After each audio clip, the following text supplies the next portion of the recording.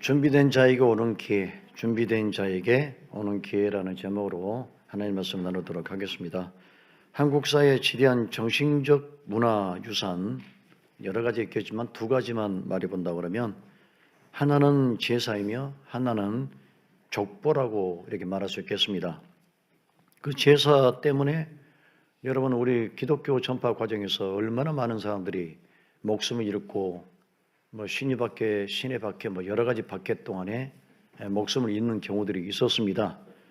그런데 이 제사라는 것이 우리는 굉장히 오래 전부터 시작되었다고 생각하지만 이게 자료를 찾아보면 조선시대 초기만 해도 제사라는 것보다는 이렇게 신라 백제 그쪽에는 불교가 강하기 때문에 절에서 공양을 드리는 정도로 이렇게 그 조상을 모시는 개념이었다고 합니다. 그러다가 조선이 성략적 통치 이념을 갖게 되면서 태조 이성계가 제사와 관련된 법령을 발표합니다. 그리고 태종 이방원이 그 뒤를 이어서 아버지의 뜻을 받들어서 더욱 강력한 명령을 내려서 사당을 세우고 제사를 지내도록 권장을 하게 됩니다. 이러다 보니까 조선 초기에는 제사를 지내는 사람이 민중 전체가 제사를 지내는 게 아니고 왕실과 사대부들, 왕씨가 사대부를 로열 패밀리 중심으로 제사를 지냈다가 나중에 백성들이 야 엘리트들은 다 제사를 지내더라, 뼈대 있는 가무들은 제사를 지내더라 그러면서 점점점 그걸 따라하게 되거든요. 그러다가 제사가 아주 만연되고 많은 사람들이 제사를 지내는 그런 개념으로 이렇게 관습화되기 시작합니다. 제사를 지내는 것은 그때는 그랬거든요. 뼈대 있는 집안은 제사를 지낸다. 너희 집안은 제사를 안 지내냐? 이 뼈대가 없는 집안. 이러다 보니까 이제 너도 나도 제사를 지내게 됐는데 그 제사를 지낼 때 처음에는 간소하게 제사를 지냈는데 우리 집안은 있는 집안이니까 뭔가를 위시하고 보여주는 그런 의미로 가지수가 많아지게 되고 그래서 이 제사가 점점점 뭔가 사치스럽게 바뀌는 변질이 일어나게 됐다. 이렇게 주장들 합니다. 자, 이 제사와 함께 가문의 중요성을 드러내기 위해서 그 증표로 발전해 나간 것이 또 족보입니다. 족보. 현재는 누구나 다 성씨를 가지고 있지 않습니까? 그런데 적어도 이 성씨가 일반적으로 도입된 것은 고려시대에 접어들어서 고려 왕건이 후삼국을 통일하고 이제 고려 왕국을 세우는데 그때 각 지역의 토 세력들, 호족 세력이라고 그러지 않습니까? 각 지방의 그 땅들을 다스리고 있는 호족 세력들에게 자기가 성씨와 본관을 부여를 하는 거죠. 일종의 영예를 주는 겁니다. 그래서 왕이 성씨를 주고 본관을 주고 그래서 그때부터 이 성씨가 만들어져 발전해 나가기 시작합니다. 그래서 성씨를 주게 된 것은 새로운 사회 질서를 마련해 나가겠다라는 의미도 있고 그 다음에 사회 통합 차원에서 이제는 다른 건 다 잊어버리고 이 고려라는 중심 사회를 가지고 우리가 미래로 도약해 나가자라는 그런 의미로 이 성씨가 족보가 주어지게 됩니다. 그런데 이 족보, 이 성씨가 진짜 보편화된 것은 상당한 시간이 지나서 일반 민중에게 보편화됩니다. 여러분 조선 후기 17세기 정조대왕 정도 시기부터 그때부터 점차 성씨를 갖기 시작하는데 그 이전까지만 해도 조선 인구의 절반이 성씨가 없었어요. 그러니까 소똥이 개똥이 꺽새 이렇게 이름이 불렸던 겁니다. 성씨가 없이. 그러다가 이제 조선 후기 때부터 본격적으로 이제 족보를 만들고 성씨를 취득하는 그런 어떤 움직임으로 발전해 나가게 됩니다. 지금 우리나라 통계청에 보면 2015년 통계청 인구주택 총조사 결과에 따르면 우리나라 인구수가 가장 많은 성씨가 여러분 무엇인지 아세요? 우리나라 가장 많은 성씨 거기에 여러분들 속하실 겁니다. 김씨, 이씨, 박씨, 최씨 더 있어요. 10개까지 더 있는데 나머지는 언급하지 않겠습니다만은 김씨, 이씨, 박씨, 최씨가 우리나라 인구 절반을 차지하고 있습니다. 너무나 많은 분들이 이 성씨를 갖고 있습니다. 그러면 이 성씨를 갖고 있는 분들이 왜 이렇게 많으냐 알게 되면 충격을 받습니다. 집에 가셔서 조금 고민하게 될 부분인데 상처받지 마시고, 지금은 족보 따지는 시대가 아니니까 그냥 즐겁게 들으시기를 바랍니다. 자, 이 김이 박최 씨는 왕족들과 연결되어 있는 성씨들입니다. 그런데 왕족들이 그러면 17세기 후반 때부터 갑자기 번성을 했냐? 왜 이렇게 많은 사람들이 이 성씨를 갖게 되느냐? 라고 하는데, 조선 후기에 성씨가 없는 사람들이 돈을 들여서 대고 족보를 만들었어요. 왜? 뼈대 있는 가문을 만들어내기 위해서 돈을 들여서 족보를 만들었는데, 이왕이면 다홍치마라고 그 브랜드가 없는 그런 족보보다는 브랜드가 있는 족보, 왕족 쪽으로 이렇게 족보를 만들기 시작했다는 겁니다. 그러다 보니까 김이 박최 씨가 족보의 대부분을 차지하는 그런 일들이 벌어졌습니다. 그래서 한국의 족보는 생물학적 계보라기보다는 사회문화적 계보, 다시 말하면 인위적으로 만들어진 계보다, 이렇게 학자들은 주장을 하고 있습니다. 오늘 이 성씨를 갖고 있는 분들은 집에 가셔서 좀 반성하시고, 너무 또 가서 우리 집안이 어떤 집안인지 알아, 뭐 우리 집안이 이씨 집안이야, 왕족 집안이야, 이렇게 하는데 그 족보가 진짜가 아닐 수가 있어요. 그러니까 너무 그 뼈대 있는 가문이라고 목에 힘주지 마시고, 알고 보면 다 너나 나나 비슷비슷한 그런 위치들이니까 조금은 겸손하게 살아갈 필요성이 있지 않겠나, 이렇게 말씀을 드리고 싶습니다. 자, 여러분, 족보에 사람이 관심을 갖게 되는 것은 첫째, 나의 뿌리를 찾는 겁니다. 나의 뿌리, 나는 어디로부터 왔는가, 나는 누구인가, 그 다음에 나는 어디로 가고 있는지, 여기에 대한 해답을 얻고자 우리가 족보를 찾는 겁니다.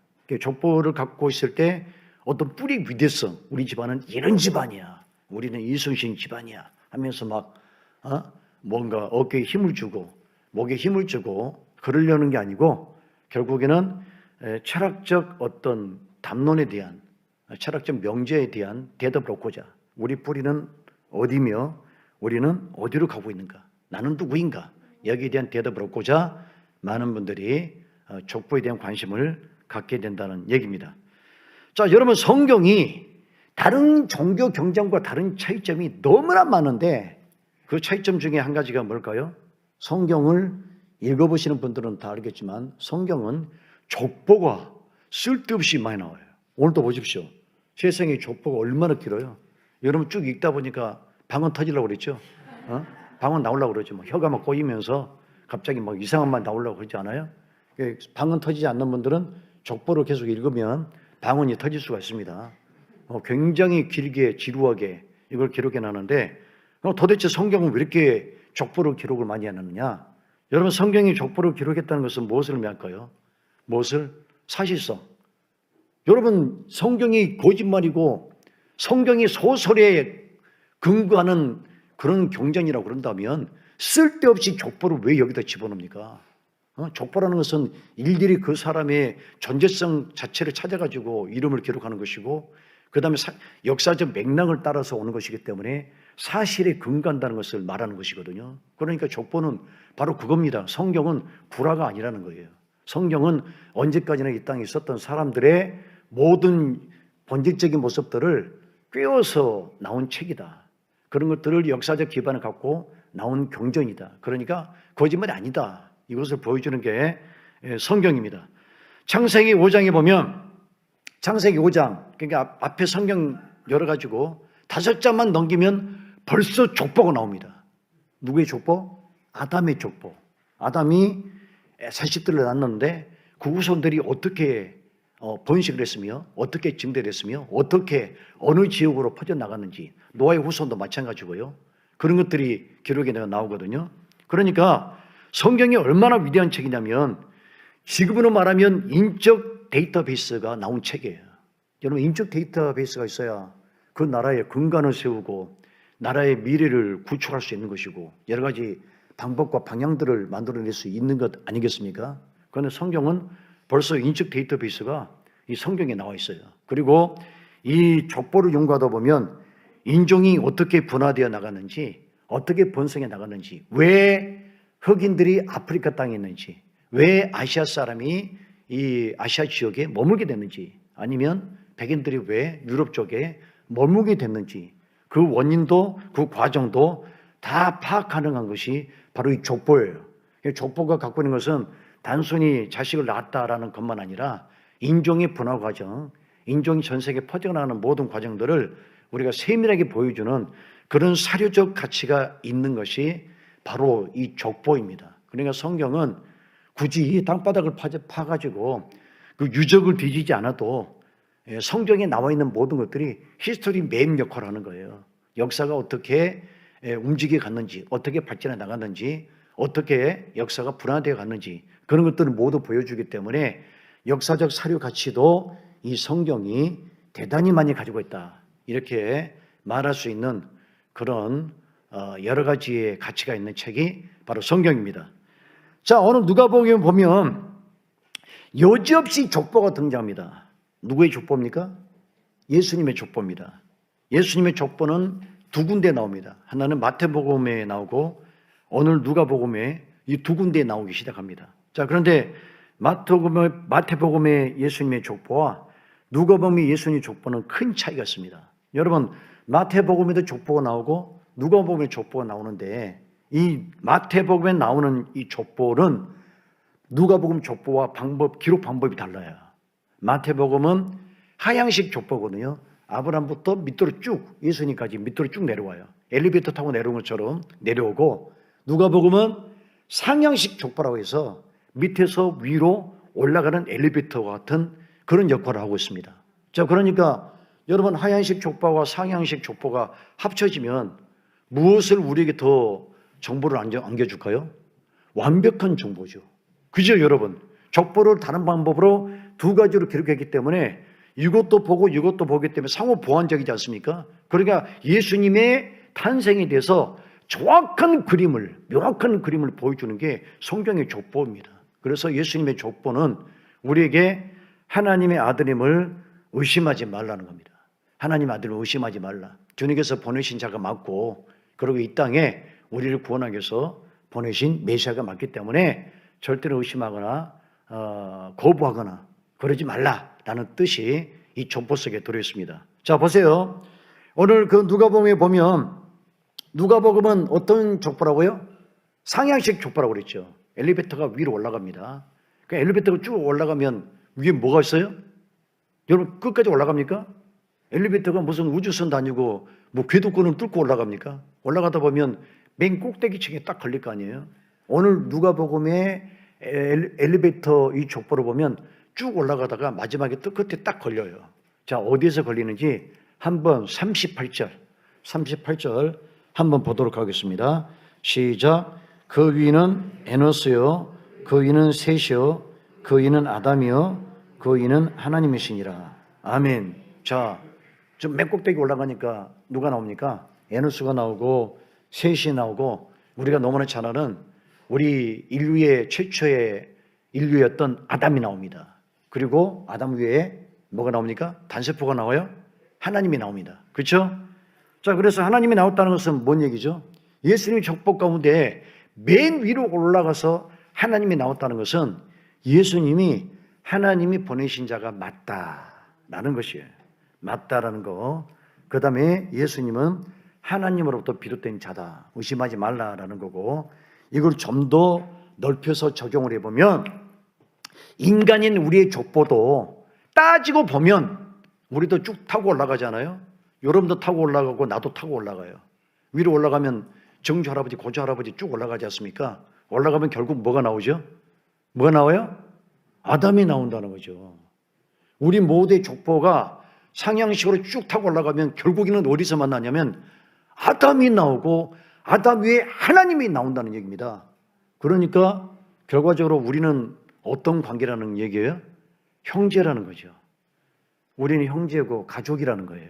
그래서 교회 안에서 우리는 만나면 형제님, 자매님, 그리고 우리가 형제고 자매이기 때문에 피부 색깔이 다르다고 해서, 언어가 다르다고 해서 서로 뭐 비난하고, 동남아시아 사람 싫어, 뭐 흑인들이 싫어, 인종차별하고 그래서는 안 된다는 거죠. 예수 믿는 성도들은 그런 어떤 인류의 기원에 대한 기본적인 발상들을 갖고 있으면서 사람들을 바로 대해야 된다는 얘기입니다.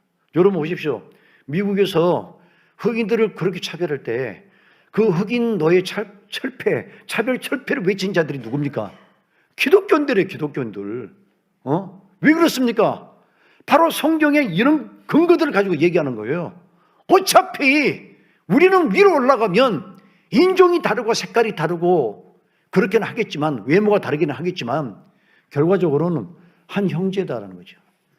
한 하나님으로부터 출발한 존재들이다. 그러니까 서로를 향해서 제시하고 미워하고 전쟁하고 죽이고 지배하는 것은 결코 하나님 뜻에 합당하지 않다라는 겁니다. 여러분, 우리 한국 사람들은 중국과 일본 사람들을 무지하게 무시합니다. 그죠? 중국 사람은 떼놈, 일본 사람은 쪽발이 무시하죠.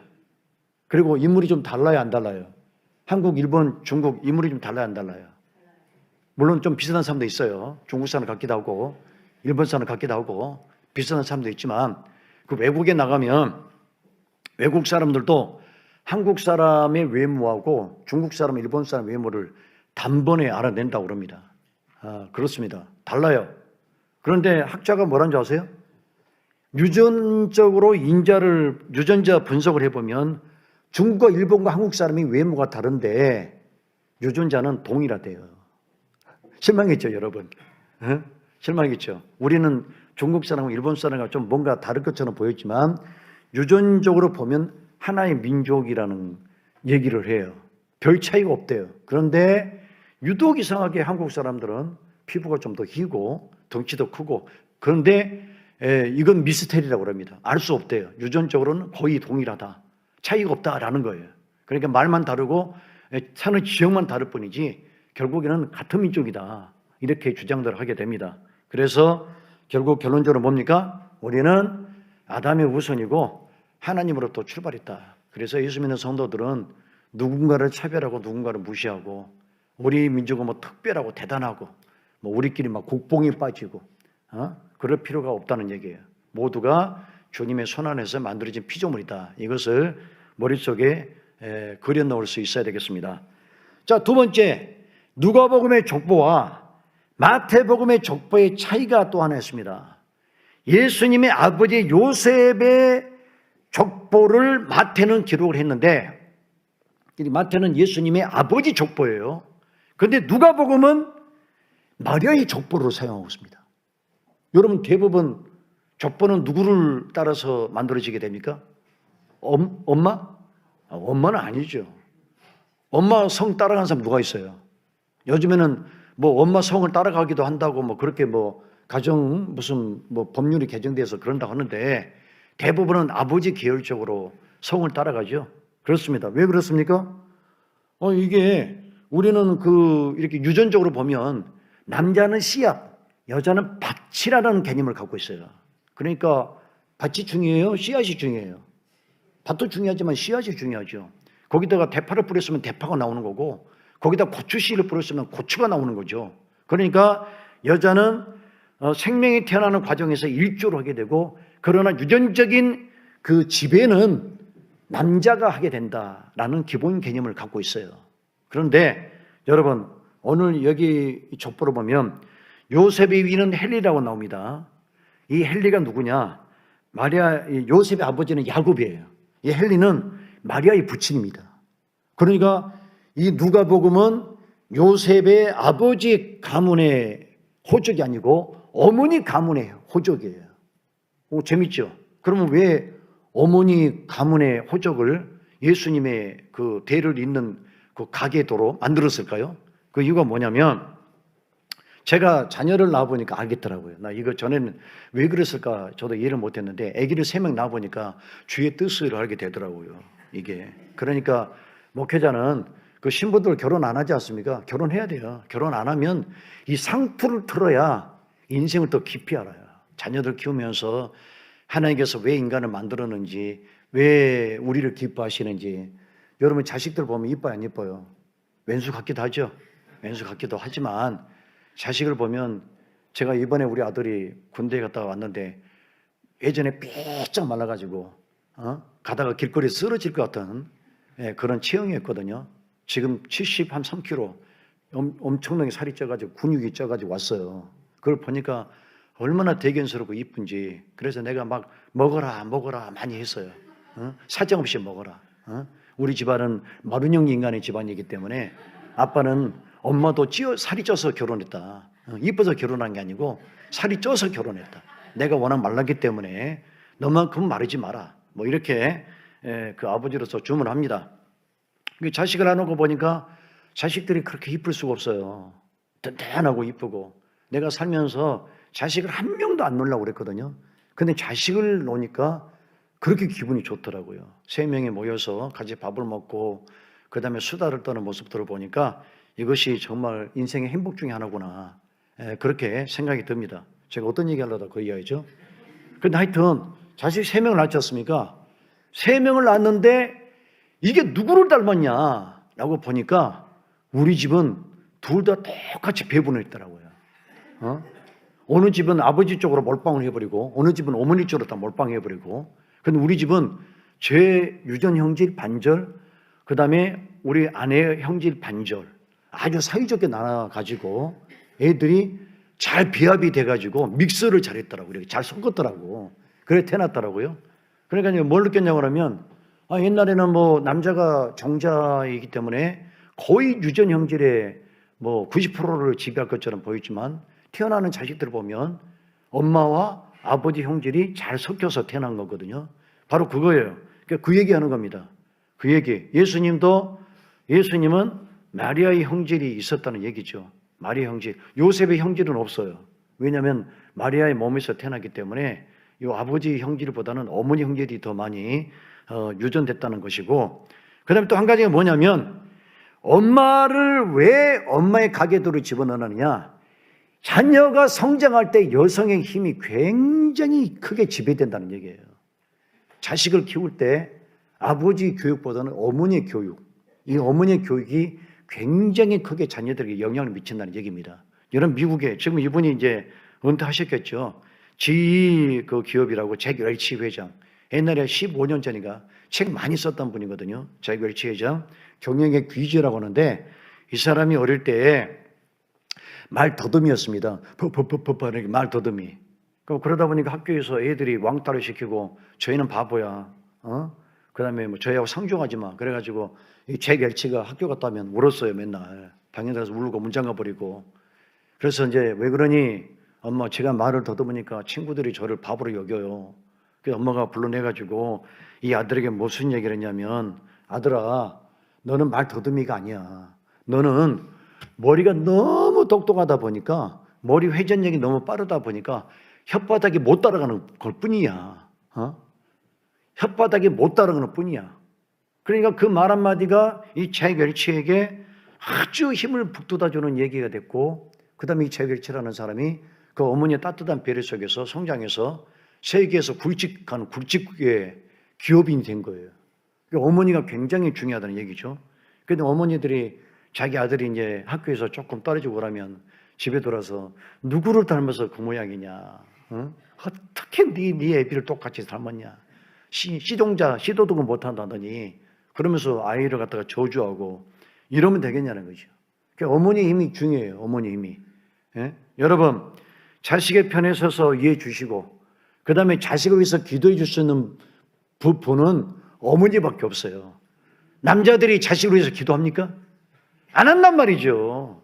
지기도도 안 하는데. 지기도도 안 하는데.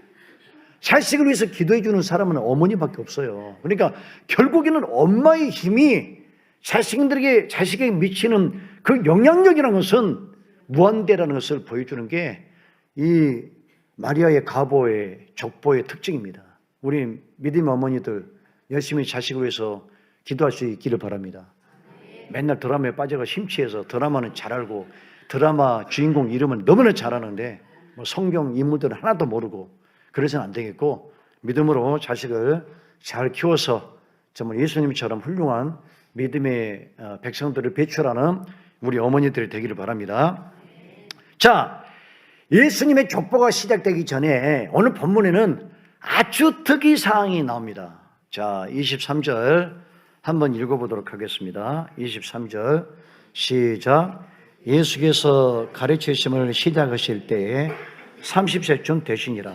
사람들이 아는 대로는 요셉의 아들이니 요셉의 이름은 헬리요. 아멘. 자, 예수님의 가문의 족보를 말하기 전에 예수님의 무엇을 정보를 제공하고 있습니까? 나이. 예수님이 30이 되어서야 공생의 기간을 시작했다는 것을 언급하고 있습니다. 자, 여러분, 이스라엘 사람들에게 나이 30이 무엇을 의미할까요? 이건 성경을 찾아보면 굉장히 중요한 의미를 두고 있습니다. 민수기 4장 3절에 보면 레인들이 성전에서 일할 수 있는 나이가 30부터입니다. 20살도 안 돼요. 30살도 안 돼요. 30이 되어서야 성막에서 하나님의 거룩한 헌신을 시작할 수 있는 나이가 30입니다. 그러니까 이 30이라는 나이가 상당히 중요한 나이라는 것을 알 수 있죠. 예수님도 30이 되어서야 주님의 일을 하기 시작했다라는 겁니다. 여러분, 또 한 사람, 요셉의 경우를 보면 요셉이 형제들에게 팔리고 보디발의 노예로 생활하고 거기서 누명을 쓰고 감옥에서 굉장히 고생을 합니다. 그런데 애굽의 총리로 어느 날 일확발탁이 되죠. 그때 나이가 몇 살인지 아십니까? 창세기 41장 46절 요셉이 애굽왕 바로 앞에 설 때에 30세라. 그러니까 요셉이 진짜 자신의 어떤 기치, 자신의 갖고 있던 비전을 펼칠 나이가 30이었어요. 그 다음에 요셉뿐만 아닙니다. 자, 다윗이 왕이 된 때가 몇 살이냐?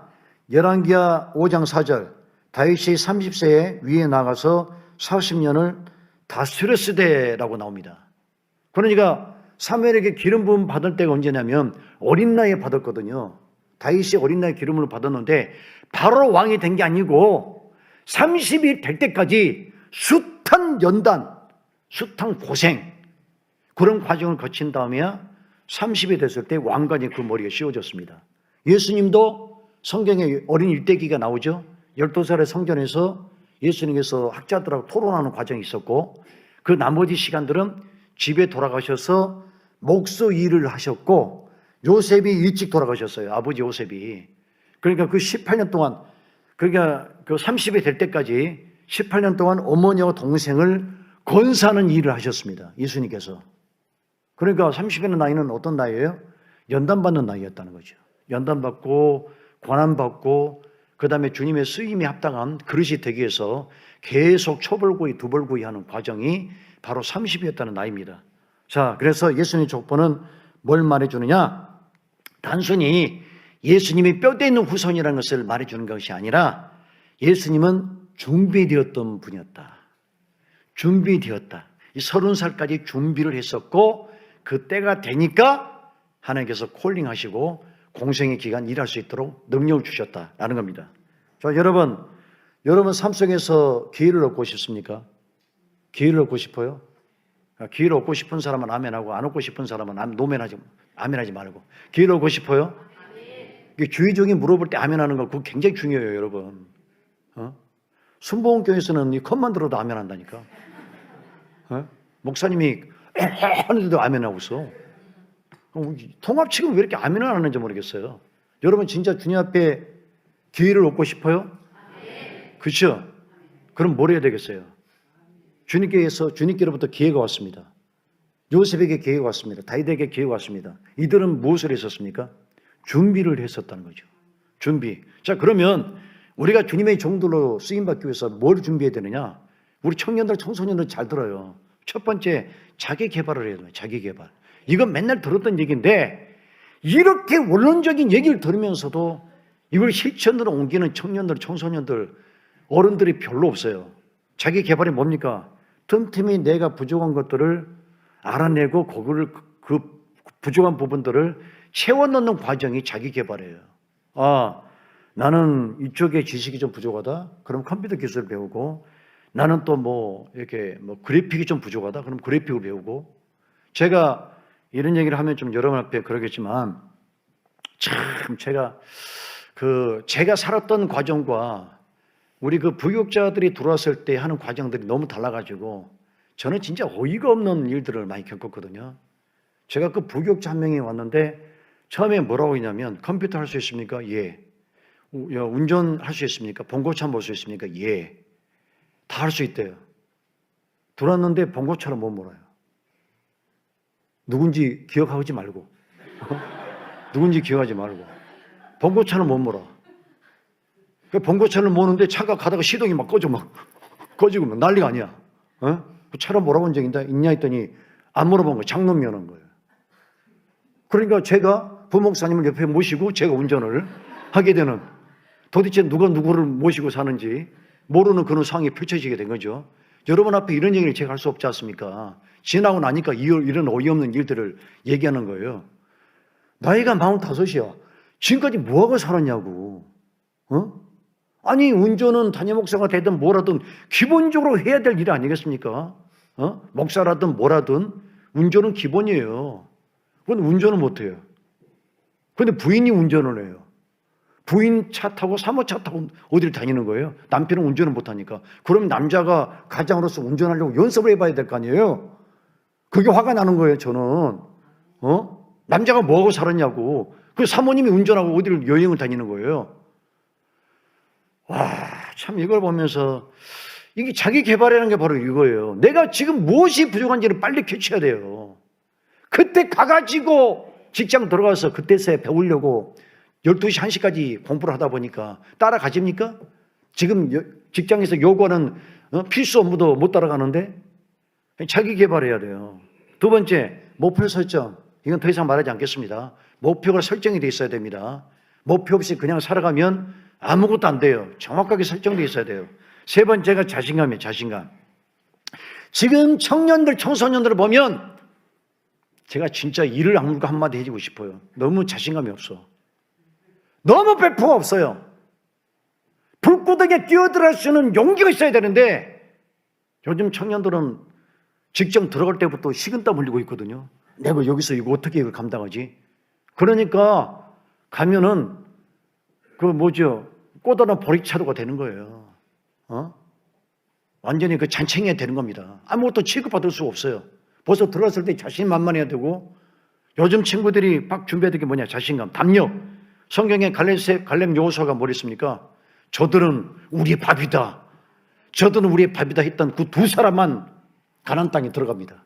이거 꼭 기억해야 됩니다. 자신감 없는 사람은 어떤 것도 얻을 수가 없어요. 직장에서 인정받을 수 없습니다. 그 사람은 겁쟁이거든요. 그 사람은 비겁한 사람이거든요. 뒤로 물러서거든요. 자기가 적극적으로 일을 못해요. 항상 뒤에 숨어 있어요. 자신감이 중요합니다. 브라질에 헤이네 알레마그네라는 사람이 있어요. 헤이네 알레마그네. 브라질하고 아르헨티나 축구 경기를 보는데, 브라질은 워낙 축구를 열광적으로 보는 민족이기 때문에 이 사람도 막 쌍코피를 흘리면서 막 혈안이 돼가지고 아르헨티나, 브라질 그 두 나라의 경기를 봅니다. 보는데 그 마침 선수들이 프리킥을 준비하는데, 그 프리킥 하면은 거기는 레프리가 주심이 벽을 세우지 않습니까? 수비벽. 그 수비벽을 세우고 이제 공을 갖다 놓고 여기서 차라고 이렇게 선정을 해주는데, 그 선정할 때 수비벽이 점점 앞으로 오는 거예요. 점점 앞으로 와. 그러니까 이제 그 주심이 딱 보니까 너무 앞으로 와 있거든. 가가지고 픽! 뒤로 물러가라고. 그러니까 뒤로 또 물러요. 그 뒤로 물리면 이쪽에는 축구공이 자꾸 앞으로 굴러와 또. 조금 더 굴려 앞으로. 이렇게. 또 구름을 또 삑 해가지고 뒤로 물리니까 또 수비가 쭉 다가오고 있어. 이런 일이 자꾸 벌어지니까 캐스터가 중계를 하다가 뭐라고 하냐면, 아니 저 수비벽을 좀 무슨 핀으로 고정시키면 안 되나? 아니 이러면 경기를 할 수 없지 않냐고. 과열되다 보니까 이쪽으로 움직이고 저쪽으로 움직입니다. 그런데 이 알레마그네라는 사람이 그 순간에 뭐가 떠올랐냐면 그 면도크림이 떠오른 거예요. 이 면도크림을 갖다가 저 초록색 잔디에다가 뿌리면 선이 그어질 거란 말이죠. 그런데 면도크림이 오래 안 가거든요. 햇볕에 사그러져 없어질 테니까. 그러면 그 사이에 경기를 하면 될 거 아니냐. 이분이 그때부터 이 면도크림을 연구했는데요. 많이 실패했대요. 이거 해도 안 되고 저거 해도 안 되고 원하는 만큼 안 나오고. 그래가지고 이분이 정말 아주 노력 끝에 만들었는데, 베니싱 스프레이라고 해가지고, 베니싱이니까 사라지는 스프레이니까, 그걸 만들어낸 거예요. 그래가지고 이 사람이 빈민가 사람입니다. 가난한 사람인데 대박이 나버린 거예요. 엄청난 돈을 벌어버린 거예요. 여러분 보세요. 발명만 하면 됩니까? 아이디어만 있으면 됩니까? 자신감이 있어야죠. 이건 된다. 이건 해보면 된다. 대부분 사람들이 앉아가지고 머리만 생각하고 꿈만 꾸고 행동을 옮기지 못하는 그런 어떤 무력감들, 그런 것만 남아있기 때문에 나가지 못하고 기회를 잡지 못하는 겁니다. 여러분, 요사 갈렙처럼 여러분이 갖고 있던 그것들을 행동을 옮기시는 용기를 갖기를 주의 이름으로 축원합니다. 마지막이 거룩입니다. 성경은 늘 거룩을 강조해요. 아무리 잠자력이 있고 자신감이 있고 배포가 있을지라도 이것이 없으면 그 사람은 반드시 무너집니다. 여러분, 삼손이 어떤 인물이에요? 능력이 있었지 않습니까? 힘이 있었잖아요. 그런데 삼손이 무너졌어요. 왜 무너졌습니까? 거룩이 없었잖아요. 너무 바람을 많이 피고 기생들 쫓아다니고, 특히 거기 어디야? 블레셋 여자들은 이쁘다니까. 블레셋 여자들은 이쁘고 지금도 가봐요. 예? 팔레스틴 쪽의 여자들은 이쁘고 여기 이스라엘 쪽의 여자들은 볼 것도 말 것도 없어. 한 번도 제가 9박 10일에 있으면서 나는 이쁜 이스라엘 여자 한 명도 못 봤고 중동 요르단 여자도 한 명도 보지는 못했어요. 그리고 중국 가서도 예쁜 우리 남자, 잘생긴 남자, 예쁜 여자 못 봤어요. 딱 한 명 봤어요. 연해주에 사는 조선족이 이쁘더라고. 우리 한국 사람 인물이 좋아. 여러분 스스로를 비하지 말라니까. 우리 살짝만 발라주면 괜찮다니까. 괜찮은 민족이에요. 여러분 프랑스 선교사, 영국 선교사들 기록에 보면 한국 사람들이 가장 인물이 좋고 여자들도 이뻤다 이렇게 나옵니다. 우리 민족 괜찮습니다. 유전자는 동일한데 제품은 달라요. 제품은 자신감을 갖기를 바랍니다. 문제는 뭐냐? 왜 삼손이 버려졌습니까? 능력이 있었죠. 거룩이 없어. 거룩. 맨날 바람 피러 다니니까. 요셉이 여러분 13년 동안 고통을 받습니다. 감옥에서 고통을 받습니다. 13년 동안 고통받습니다. 이유가 뭔가요? 정죄되는 기간이에요. 거룩해지는 기간. 다윗도 수많은 시간을 보내면서 정죄되는 기간을 갖고 있었습니다. 예수님도 공생의 기간 전에 40일 금식을 하시면서 자신을 거룩하게 만드는 기간을 가졌어요. 우리 예수 믿는 성도들이 마지막 중요한 게 뭐냐? 거룩해야 됩니다. 하나님 앞에서 깨끗해질 수 있기를 바랍니다. 우리 청년들, 여기 주일오전 예배 드리는 청년들은 깨끗해요. 우리 동군이 봐요. 지금 마스크 쓰면서 완전 깨끗하고 있잖아요. 네? 세균에 감염되지 않으려고 하는 척. 저는 친구들이 나중에 보면 한 10년, 20년 큰 소리 치고 있어요. 여러분, 믿음의 종들, 주님께서 거룩하심을 통해서 30년부터 이제 공생의 기한 사용을 받습니다. 우리 모두가 주의 믿음을 통해서 기회를 잡을 수 있는, 기회를 활용할 수 있는 믿음의 종들 될 수 있기를 주의 이름으로 축원합니다. 기도하겠습니다. 아버지 하나님 감사합니다. 오늘 예수님의 족보를 봅니다. 누가복음은 마리아의 계보를 따라서 올라갑니다.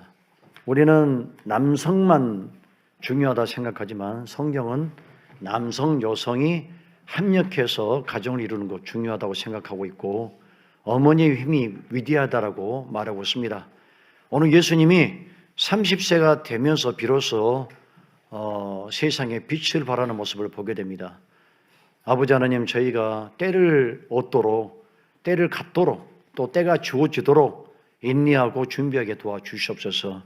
마음 급하게 생각하지 않게 도와주시옵시고 먼저 내 자신의 주님 앞에 거룩한지, 자신감을 갖고 있는지, 또 부족한 것은 없는지 두루두루 살필 수 있는 그런 믿음을 가질 수 있도록 성령께서 함께하여 주시옵소서. 예수 이름으로 기도드립니다. 아멘.